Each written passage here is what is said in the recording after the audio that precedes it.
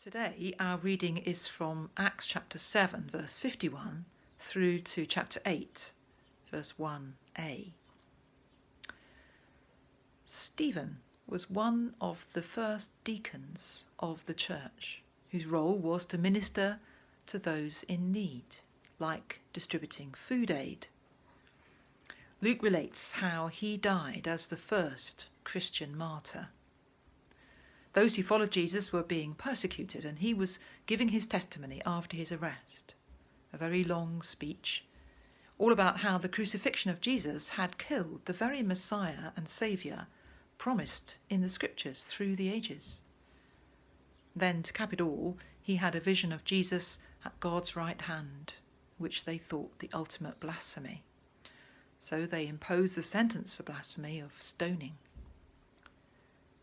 Stephen spoke truth to power and suffered the consequences. It's a terrifying thing to do, and few people have the courage needed when the price can be so high. Not only did Stephen have that courage and commitment, but he followed the example of Jesus as he died, by praying and asking God to forgive his killers, as Jesus did. The narrative mentions in passing a young man called Saul who watched. We know that this man became the most dramatic convert and the most zealous Christian missionary, as well as one who wrote many of the letters in the New Testament. Stephen's death was part of his story, part of the story that took him to the point of conversion. But Stephen would not have been aware of that. He probably didn't even know him. There are many things to wonder about in this story, but here's one. How did such good come out of such evil? No one could condone Stephen's killing.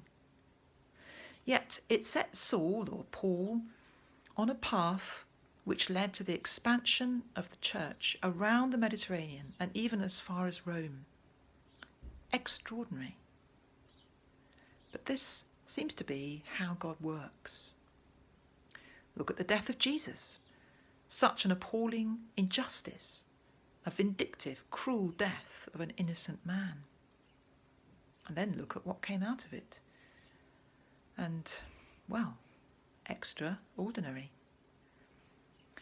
Whenever we're tempted to despair and think that things are too awful to ever improve or come right, let's remember this, that God has this astonishing way of bringing light out of darkness, life out of death, redemption out of loss and tragedy.